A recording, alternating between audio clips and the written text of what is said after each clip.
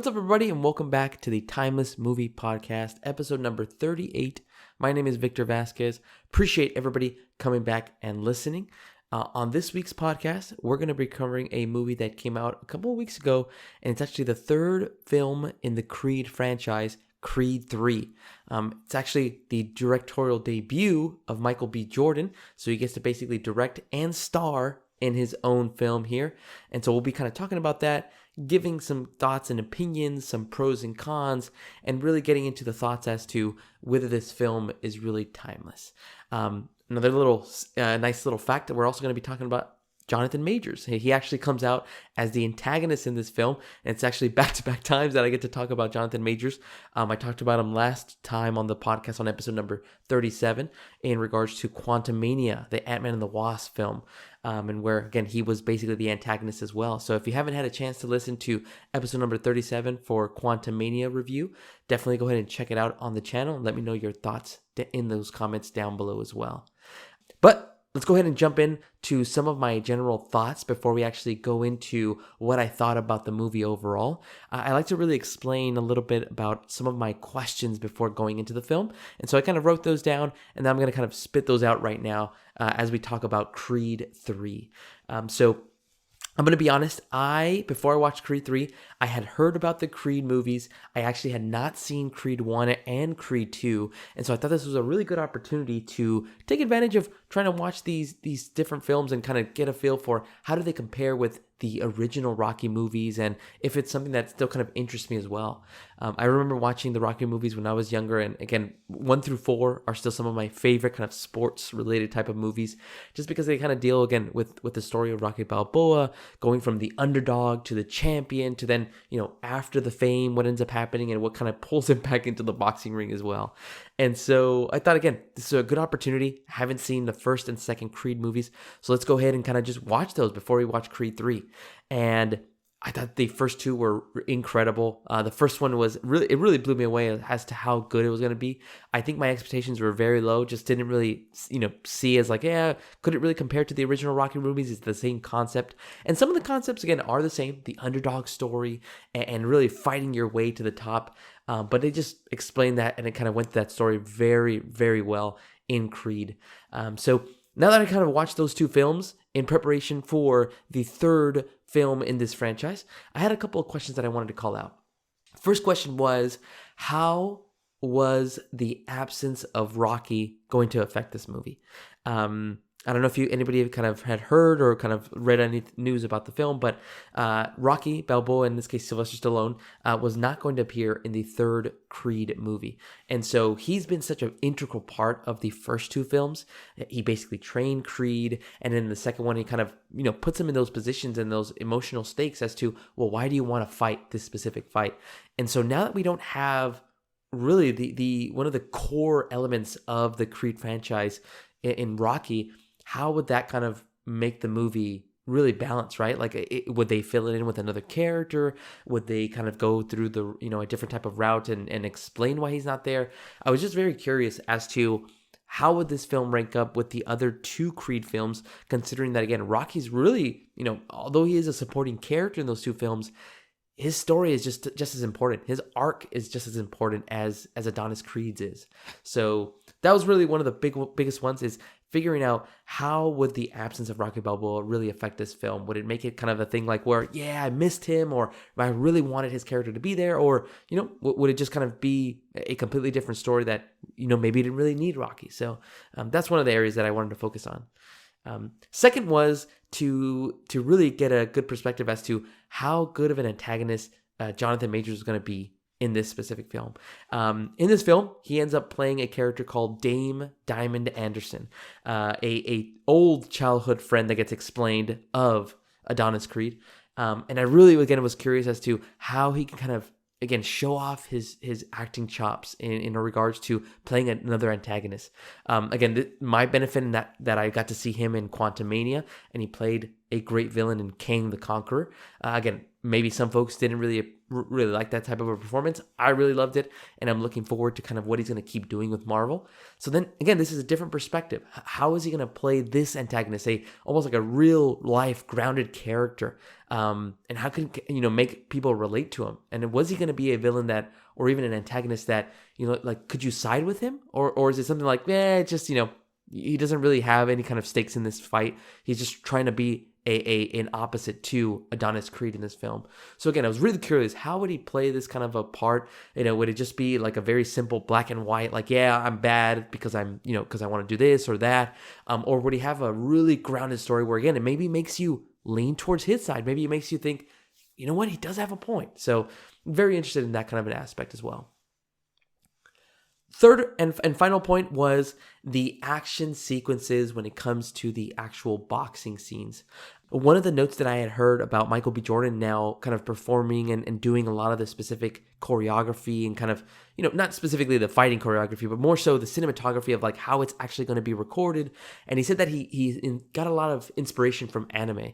He's a big Dragon Ball Z fan and a lot of different anime shows as well. And so he said he tried to incorporate that type of an essence and feeling into the boxing scenes, just to differentiate how they filmed the first and second Creeds as well. I gotta say, the first Creed film and how they filmed those shots where it almost looked like one continuous action scene in the boxing ring was incredible. It's probably what made me enjoy that film the most, is that there wasn't a lot of cuts. There wasn't a lot of different types of changes and, different shots where you kind of maybe behind the shoulder of Adonis Creed, then you're kind of behind the shoulder of the different opponent. And, in Creed 1, it just felt so smooth and crisp. And so I'm very curious how Michael B. Jordan, again, in his debut, will kind of film those scenes out. And what does he mean by that anime kind of style? Does he mean it's going to be like very, very quick, very, very slow? Just very interested to see how he's going to kind of really pull from different types of inspirations that maybe we haven't seen in different boxing films and incorporate that into Creed 3 as well. All right, everybody, those were my thoughts in regards to some of the questions leading up to the film. Now that I've actually had a chance to go and check it out, here is my detailed thoughts about Creed 3. I want to start off with my pros and then move into the cons that I had with the film. Biggest pro that I can say is that the movie's cast was top notch. Whether it was Tessa Thompson and her scenes in the film, whether it was Michael B. Jordan and him kind of, showing a lot more emotion, or if it was Jonathan Majors, where, again, him showing off the ability to just show that, yes, even though his intentions might be very, mean, or his intentions might be very, not in a good way, portrayed, you still have a sense as to you can relate to him. And I thought that those three actors just put on a heck of a performance when it came to this film. It just made every time, again, you when you didn't see Jonathan Majors as Dame Anderson, you got to look forward to seeing Tessa Thompson, or you got more used to seeing Michael B. Jordan, and it was just revolving around those three characters, and it just was an awesome job by them three to, again, just show why they're very skilled actors, and they just gave even more levity to their characters, that it just kind of made it interesting that, yeah, like you can relate to any one of these as well. So really good job by Tessa Thompson, as well as Jonathan Majors and Michael B. Jordan. Again, they made their characters they just felt so real, and it was, again, something that I feel like a lot of the audience could relate to, depending on, which character you liked more as well. Second pro that I really liked was really the emotion that this film captured. This is one of the areas that I talked a little bit about in the first part of the podcast in regards to, the absence of Rocky Balboa. In these Creed films, Rocky has really been that emotional piece to it, right?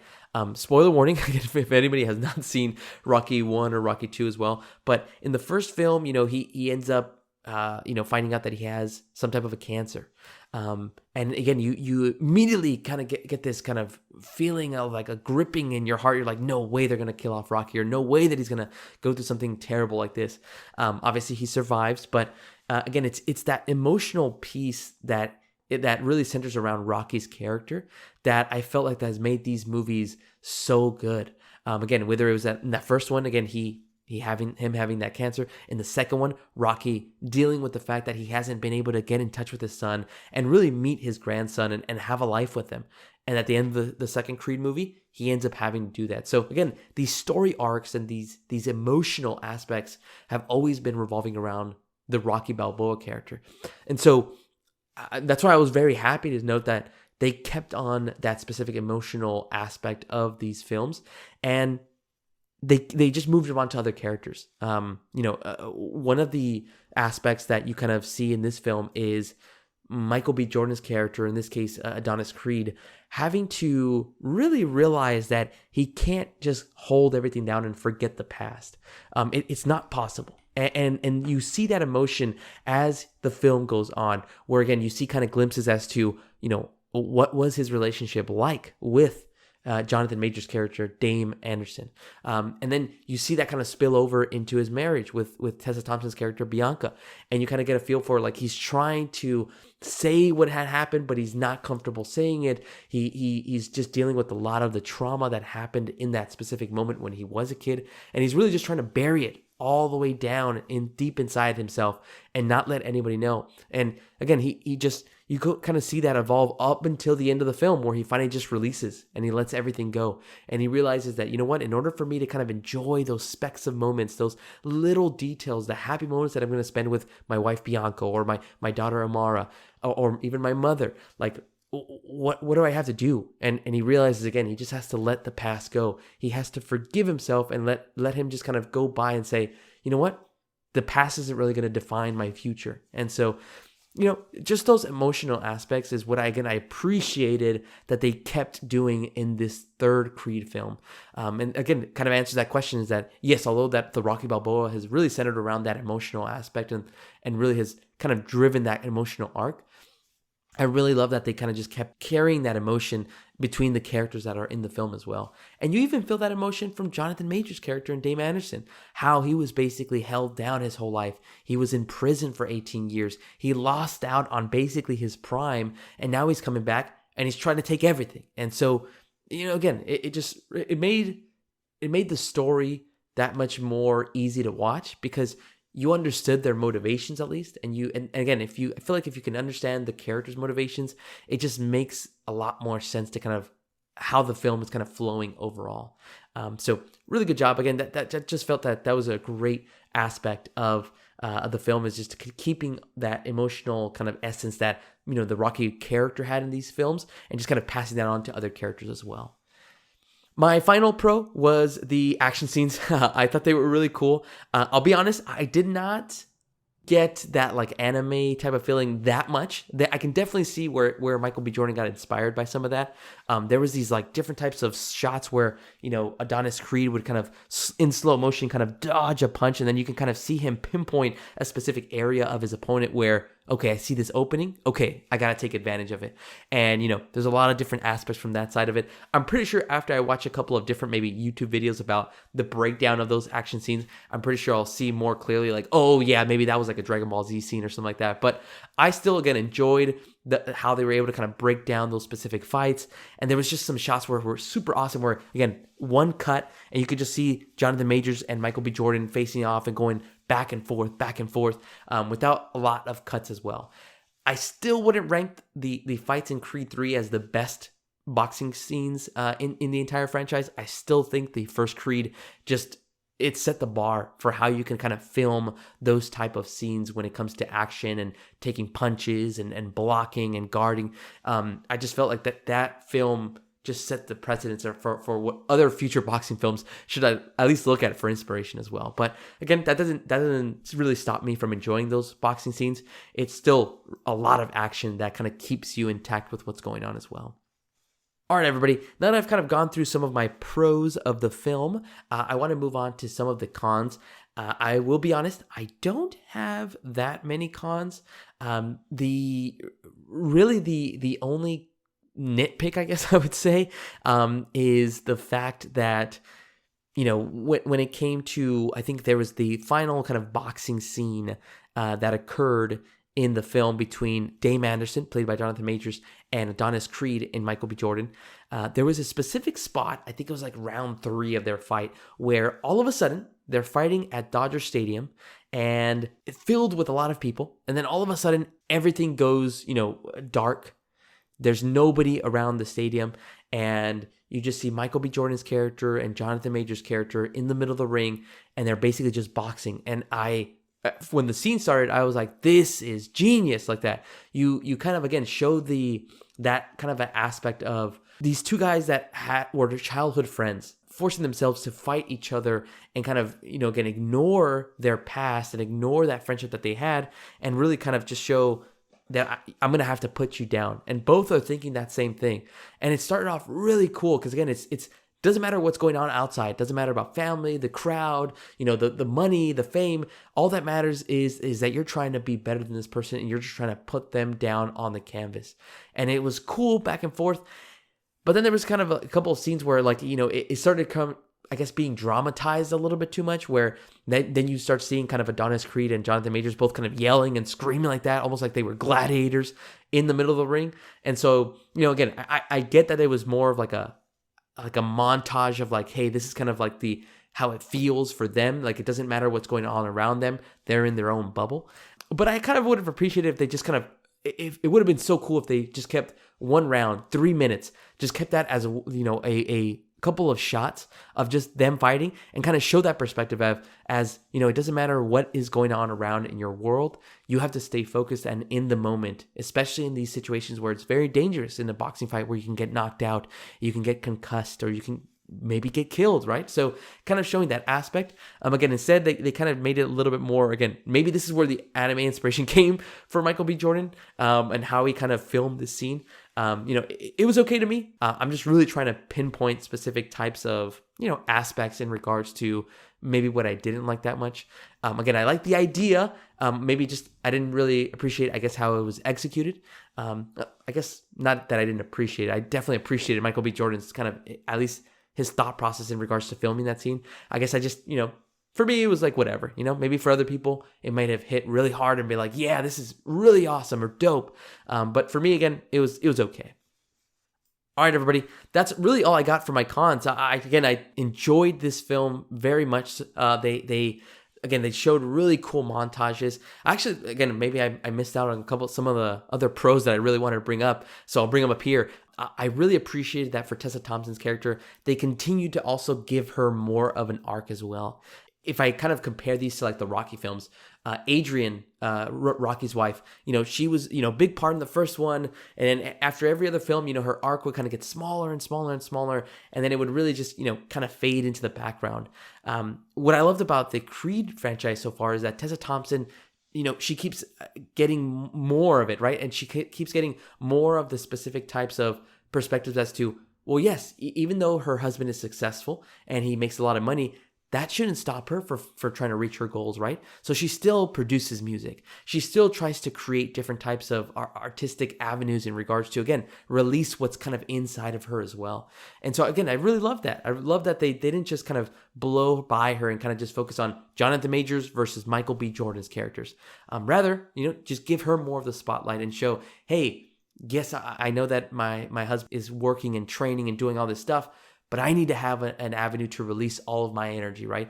I need to have a place to kind of show, hey, this is kind of what I love to do, and I don't want to let that slip. Again, I appreciated that. And just kind of, it just felt a lot more of it, again, enjoyable that they pinpointed that it wasn't just against Jonathan Majors and Michael B. Jordan's characters. Tessa Thompson's Bianca character was also a very integral part in the film as well. So again, wanted to throw that one last pro in there before we kind of moved on as well. All right, everybody, now that we've kind of talked about some of my pros and cons and overall thoughts about the movie, I wanted to jump into what was my favorite performance of the film. I talked about it a little bit before already, but I honestly can say that Jonathan Majors, once again, is my favorite performance of Creed 3. Back-to-back times that Jonathan Majors has really been my favorite performance, first in Quantumania, now in Creed 3. And again, it goes back to that same type of that ideology, right? Which is, can you make an antagonist relatable? Can you make a individual that yes, what he's doing is wrong, but in his mind, he's trying to explain to at least himself that, hey, there's no other choice. I have to do this. Obviously, there were different choices of what he could have done, but again, it just shows that what he wanted most in life was basically to be a boxer. He wanted to be a specific champion. He wanted to have the fame. He wanted to have the fortune, and then he ends up going to jail at a young age. He gets imprisoned for 18 years. And then when he gets out, he sees that Adonis Creed, his childhood friend, really takes the spotlight. Adonis becomes the one that's famous, and he's the one that has that fortune, and he becomes a heavyweight champion. He basically replaces Dame Anderson in this film like that, and that's kind of what's the motivation of Dame Anderson, is that now he's like, you know what? I've wasted 18 years of my life in prison, but now I got to get back in there. What I wanted to dream of, right? Which is a heavyweight champion. I need to become this. And so he basically, again, has his elaborate plan to basically meet up with Adonis Creed, kind of look like he's, wanting some help, but doesn't really want the help. But in reality, all he wants is to basically get back into the ring and become a champion. And he's able to do that. He ends up, in a very slimy way, ends up going through that process. But the way he performs that Jonathan Majors does, it just, again, it makes you feel like, yeah, what he's doing is wrong, but can you blame him? He's been stuck in prison for 18 years. Of course, it was his mistake, but he just wants to right that wrong and basically make up for the time that he's missed. And you feel for that. And that's why it's almost his own underdog story. He's trying to prove that he might be old, but that doesn't mean that he doesn't have the skills to become a champion. And again, it just made me appreciate that. And the way that he kind of he was opposite of Michael B. Jordan's character in Adonis Creed. I think he was the perfect cast for that. You need somebody that's as intimidating and as, it puts, even though he's not, it's very much a grounded character, but you have to take Dame Anderson's character very seriously because it looked like at any moment he can just kind of go off the rails. He can knock somebody out. He can hurt somebody. And so it just kind of kept that in the back of your mind as you're watching his character.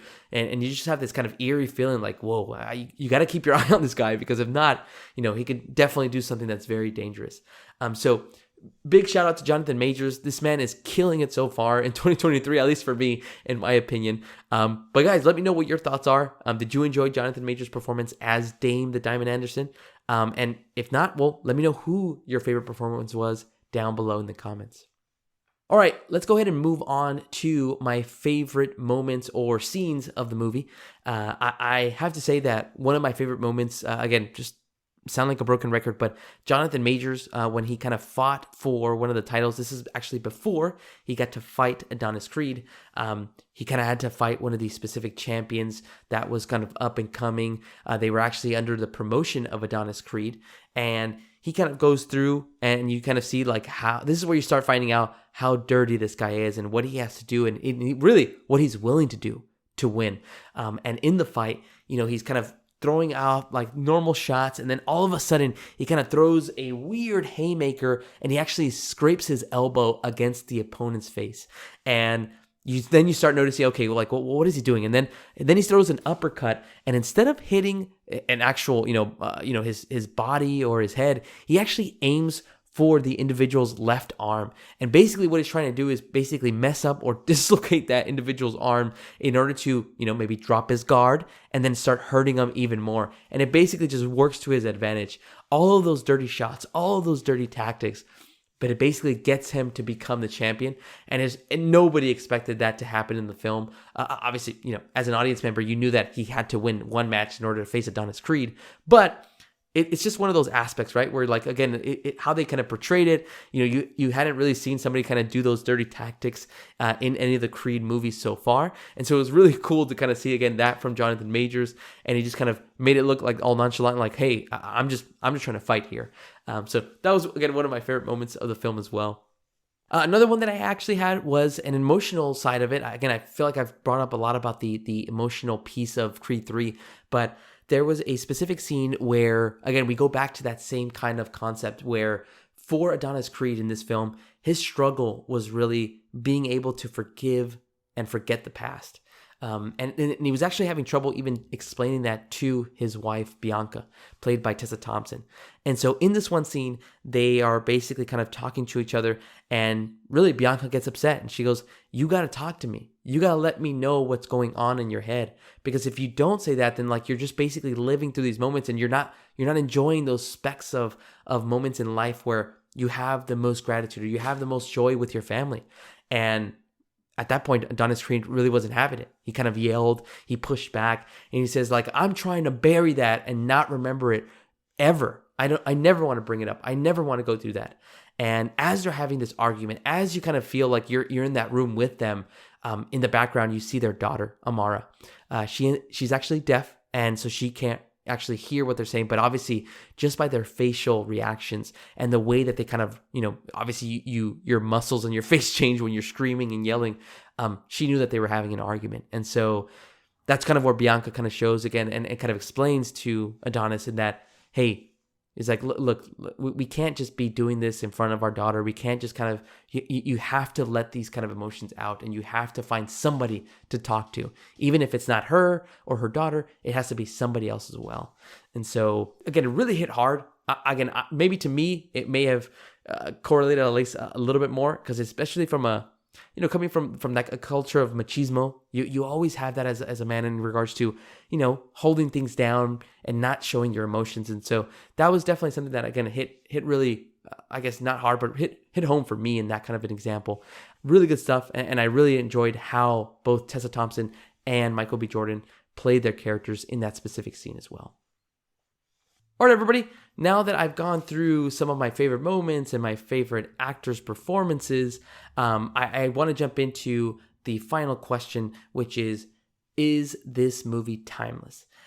First, I want to kind of, relay this in that, again, I did enjoy the film. I loved a lot of the different types of aspects, whether it was the action, whether it was the actual emotion and the way the characters kind of spoke to each other.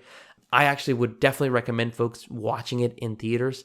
I don't think it really matters if you watch it kind of like in IMAX or in, Dolby Cinema or regular. I didn't really have that much of it didn't really impact me that much. I ended up watching it in Dolby Cinema, but I didn't really feel like it kind of, used it to its advantage as much. But again, I would definitely recommend you guys watch it if you have a chance. And especially if you're into the Rocky films or the Creed films, it's definitely a good movie to watch in theaters, just to kind of, again, feel that emotion on the big screen or really enjoy the action up front in the boxing ring as well. As for, is the film timeless? I would have to say that for me personally, the film is not timeless. If you were to tell me, like, of the Creed movies, which one, I enjoy more, or which one would I definitely want to watch more, I definitely feel like I'd watch Creed 1.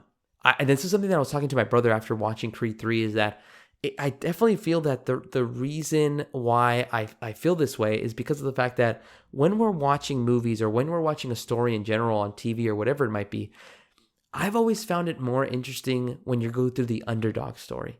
When you're following somebody that has not gotten to the top of the mountain, that to me is just way more interesting than seeing a champion that's kind of just defending, or seeing somebody that's already kind of past their prime and trying to come back in that kind of a case. And that's, again, why I feel like my decision in regards to why this film is not timeless for me is because of that fact, right? Adonis Creed in this film, he's already been a champion. He's a heavyweight champion. He's a promoter now. He's got a family. He's basically set for life.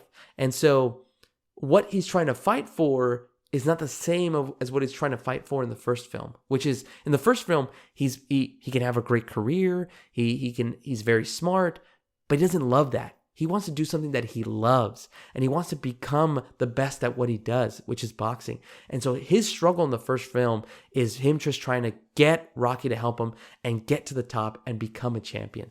And even though he doesn't become champion at the end of Creed 1, it just shows you, again, it's the story of a struggle is what makes that interesting. And I think I would rather watch that type of a film, somebody kind of struggling, but then getting out of that struggle, rather than somebody that, again, they're really, there might be certain struggles here and there, but it's not the same. You're a champion already. You're already defending the different types of champions.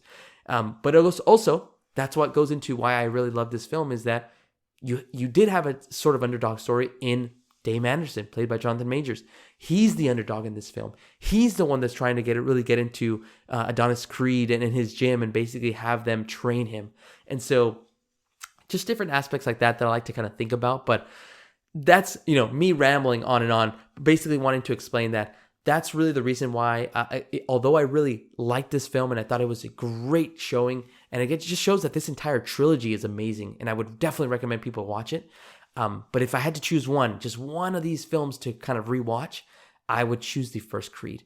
It's just a great story. Again, underdog getting to the top of the mountain, just much more interesting for me. All right, well, guys, that's really my thoughts on Creed 3. Again, hopefully that kind of provided a good insight if you hadn't seen it. If you hadn't seen it, then I apologize for some of the spoilers, but hopefully it kind of gave you a good insight as to if you would want to check it out at all as well. But really, I want to hear from you guys. What are your thoughts in regards to Creed 3? Did you like the film? Did you think this was the best of the franchise? What were some of the aspects or fight scenes that you really liked? Did you see that anime inspiration? Let me know down in the comments below, guys. Would really love to interact with you as well. All right, everybody, thank you so much for coming back and listening. My name is Victor Vasquez. This has been episode number 38 of the Timeless Movie Podcast. Make sure to check out some of the past videos, as well as be on the lookout for the next upcoming episode, which we will be covering the movie 65, starring Adam Driver. All right, everybody, take care and have a great rest of your week.